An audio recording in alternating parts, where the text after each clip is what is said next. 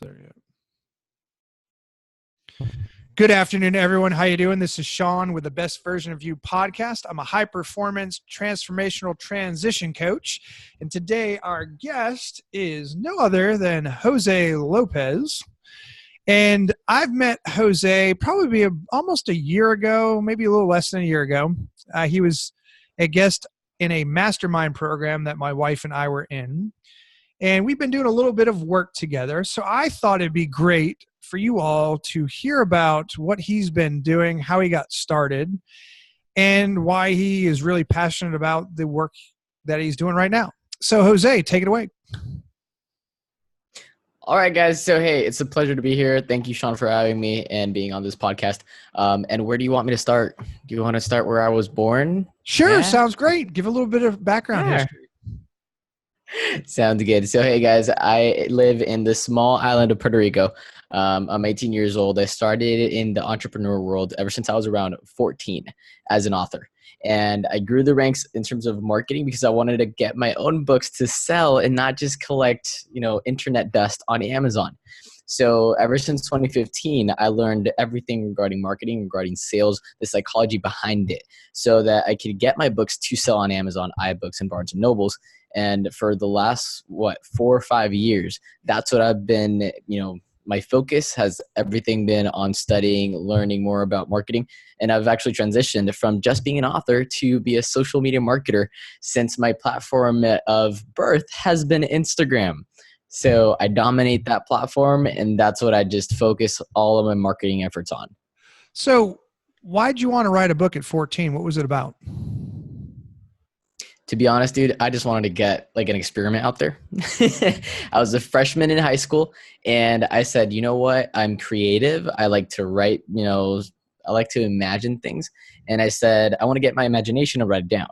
So I started writing down, things that I would think of in terms of, my freshman year of high school, what was that like?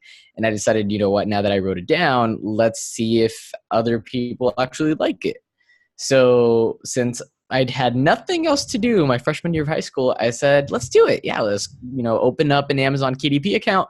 Let's publish those books there and see what happens whenever you get a book on the internet. So how did the book sell?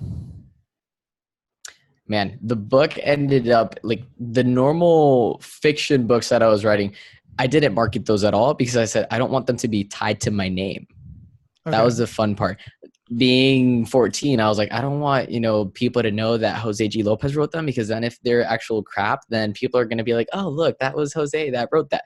So what's ironic is that I actually decided to publish books under a pen name, which is just a pseudonym, that no one is going to know who you are. And I actually decided to focus my efforts on nonfiction in the area of gaming guides.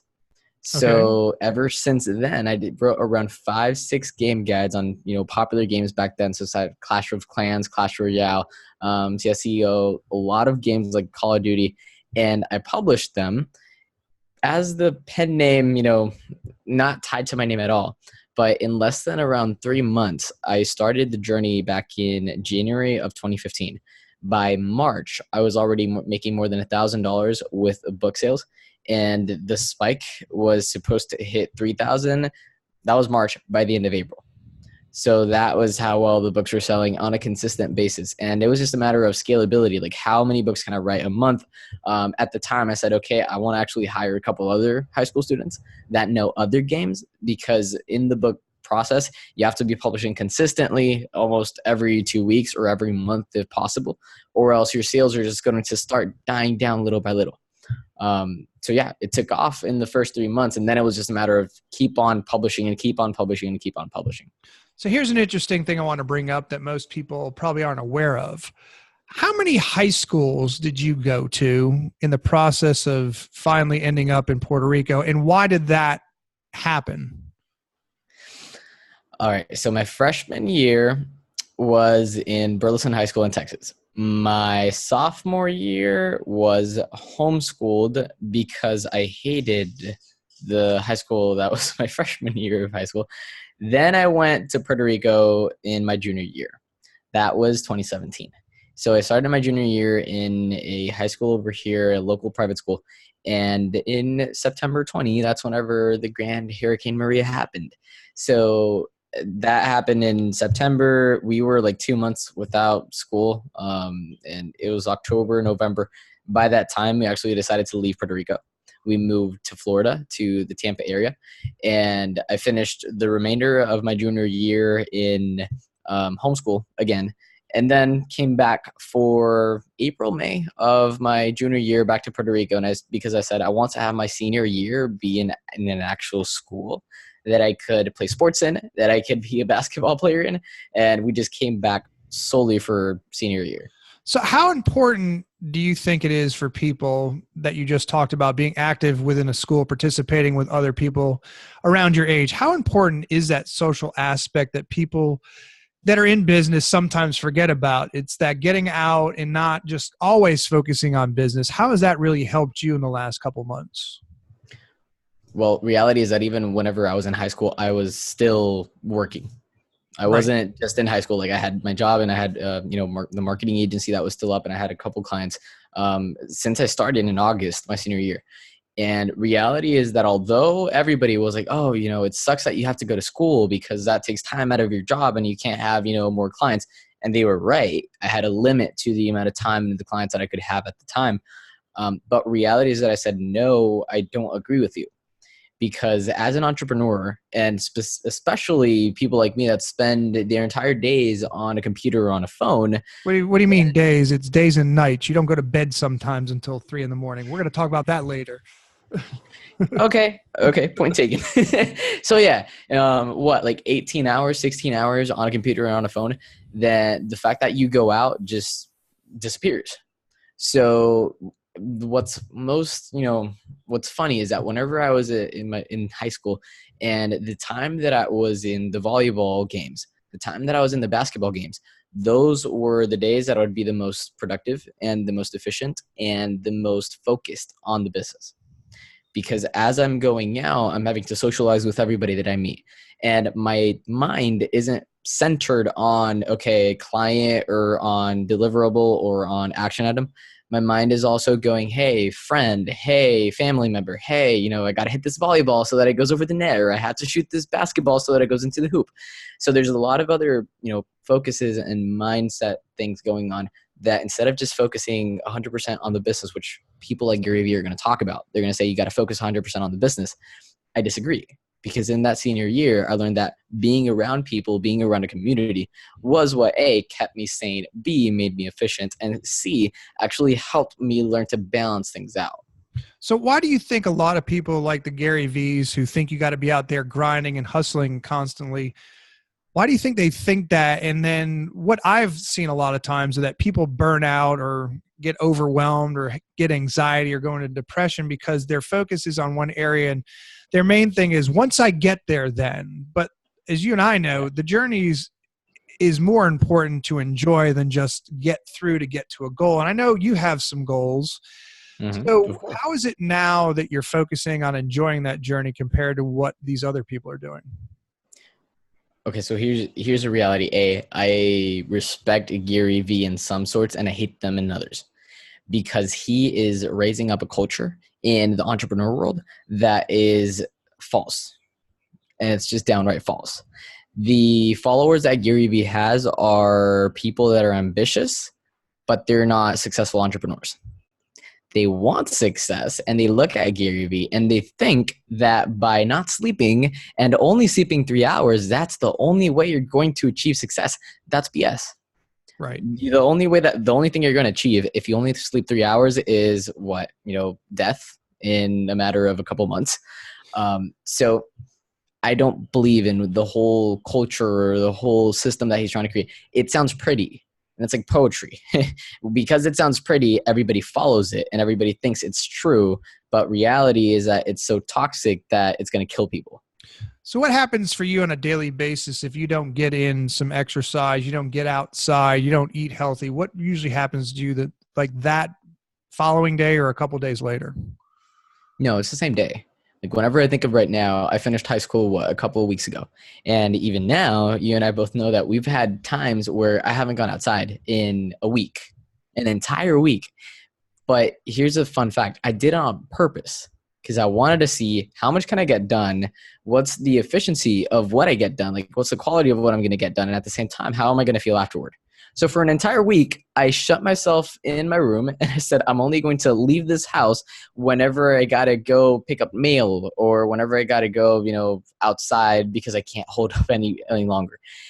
So for that entire week, I had a list of action items every single day that I wanted to get done, right? And here's the science behind it. The first 2 days, great. That was perfect. By Wednesday, I got nothing. And I mean dead, nothing done. Because my mind was not focused on any of the items that I had to get done.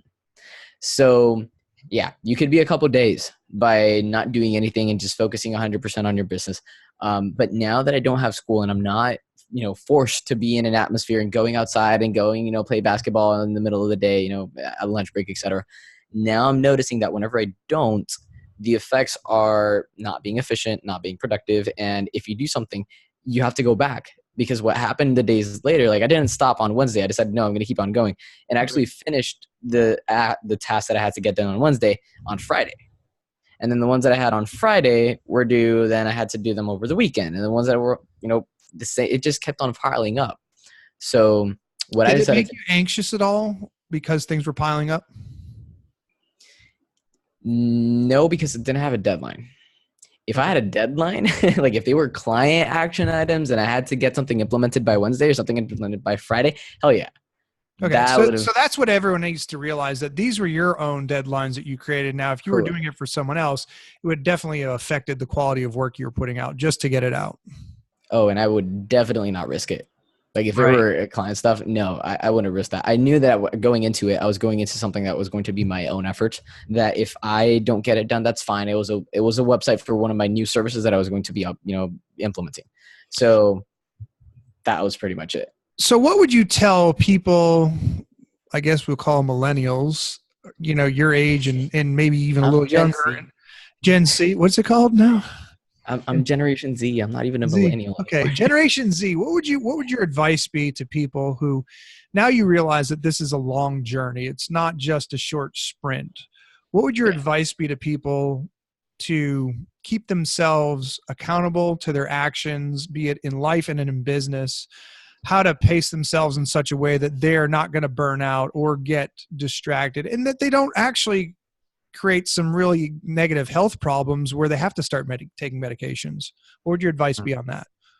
For the millennials my age that are dumb, or for the adults? Well, who burn them? They're stuck in that go mindset that everything is going to, you could probably do it for a year or two, but after that, it's a burnout. So reality is that for someone that I know that is already, and I have a whole bunch of friends that are, they see me and they're like, oh no, I got to go do it because I want to, achieve the same thing that you have. I always tell them that's fine, but life is about balance. It's not about doing it one thing or doing the other. It's about finding a balance between the two. So if you want to go hustle, hell yeah, I'm a believer in hustle. And I have what I call the hustle mode, that whenever I got to get stuff done, I'm going to get it done. Period. Right. And then I go into a hustle mode and I won't stop for the next, 3-5 hours. But that's not something I do every day. And it's not something I could do, whenever or wherever I want to. There are times for hustling. There are times for relaxing. So my personal method is that every Saturday, it's 100% for me. It's 100% for me to realign myself. What happened in the week? What did we get done? Was it productive? Was it successful? Okay, now realign myself, get centered, and move forward.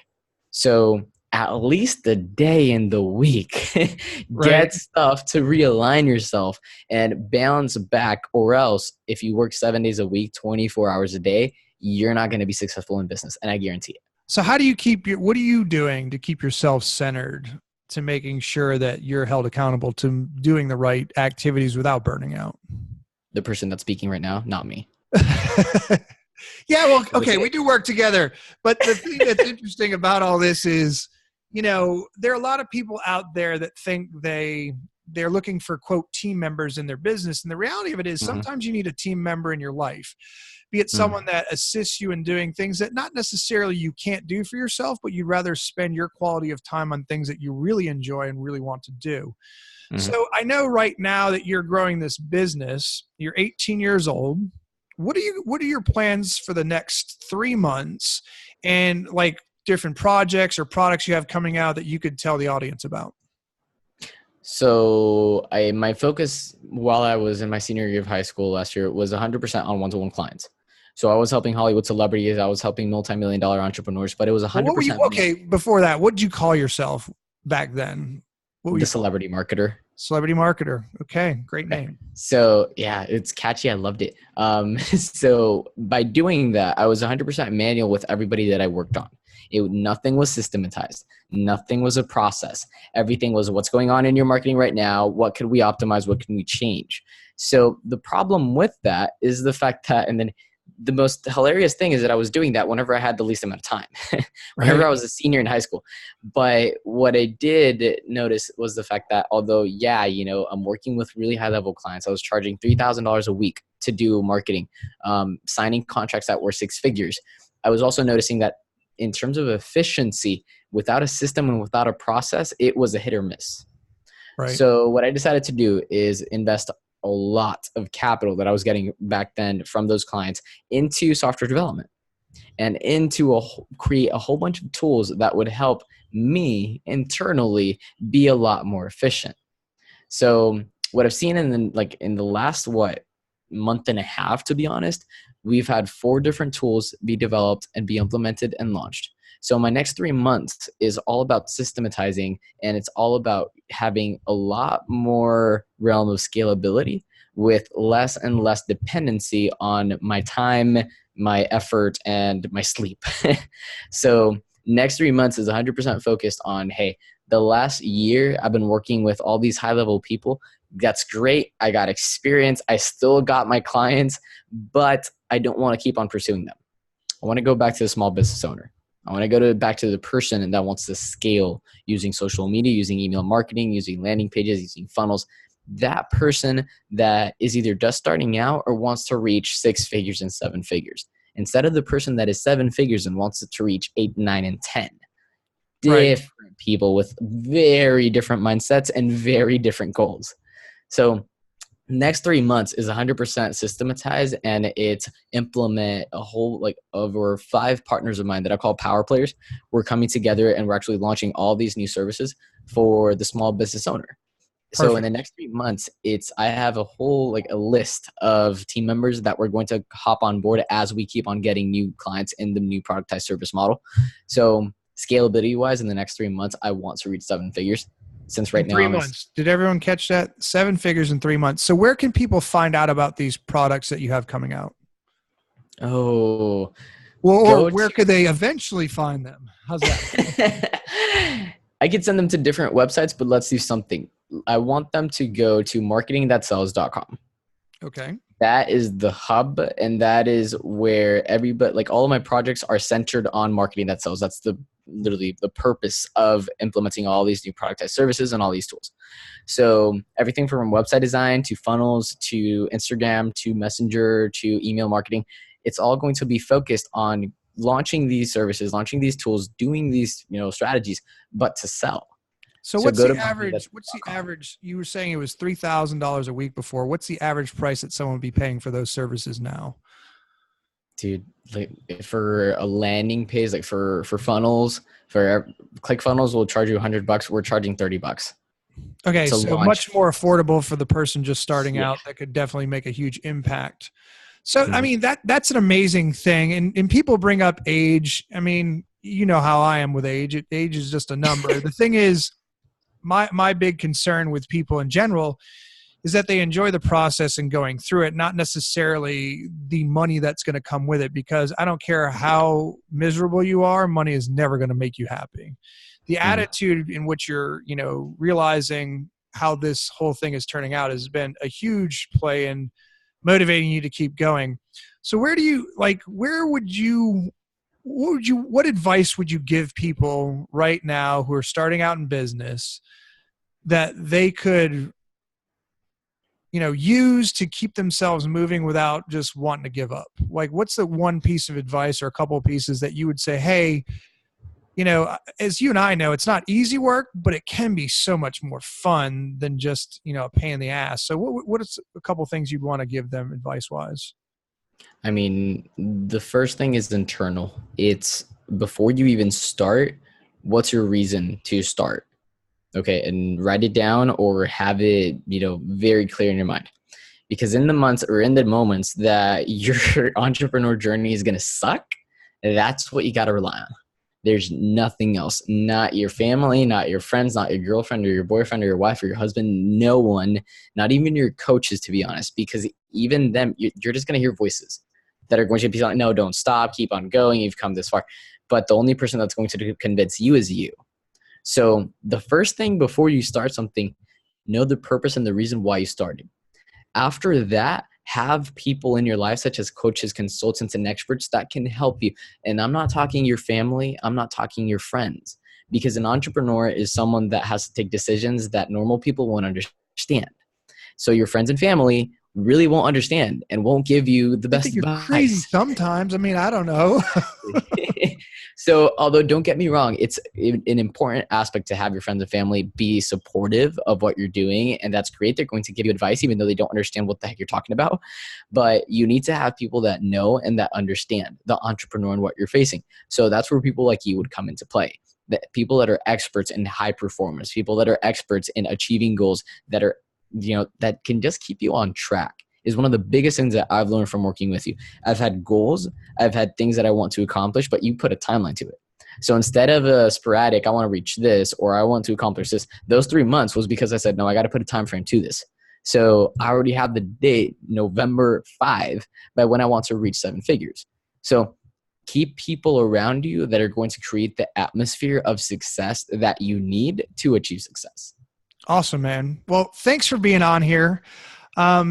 Any last closing statements you want to make to the audience?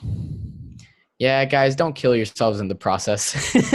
Being an entrepreneur is amazing, and it's, quote unquote freeing. And that's another thing. It's honestly not freeing. You're going to not work on a 9 to 5, but you're probably going to work more in terms of time some days. But at the same time, don't go to the other extreme where you have to only sleep 3 hours and to accomplish your dreams. That's also not true. So just keep a balance of everything that you do, and you'll reach it. Perfect, man. Thank you for being a guest here on our podcast. Looking forward to watching the next couple of months what you're really going to knock out and hold you accountable to most of them. And, if you guys are interested, you can find Jose on Instagram. I think he's on there and Facebook once in a while. But look for his programs and products coming out, because these are game changers for the startup, the entrepreneur who wants to get their feet wet and doesn't necessarily want to put a ton of money up front, because it's easy to get online to start a business, but it's not easy to continue to do the business. This is not a hobby that any of us are doing. We're really putting ourselves out there. And again, we don't get a steady paycheck. This is an entrepreneur. Sometimes it's great. Sometimes you're like, wow, how am I going to make this next payment? But that's a whole part about the learning process and growing process. And like Jose said, it is definitely important to surround yourself with like-minded people who are doing it, you can reach out to and support you in all ways possible. So again, Jose, thank you for being here, and looking forward to watching you grow in the next, man. Sounds good.